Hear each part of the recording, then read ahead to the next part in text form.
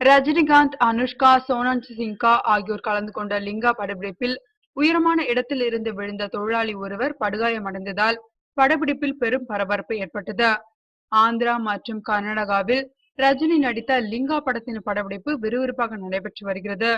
Action மற்றும் வசன காட்சிகள் முடிவடைந்த நிலையில் தற்போது 2 பாடல் காட்சிகளின் படப்பிடிப்பு நடந்து வருகிறது.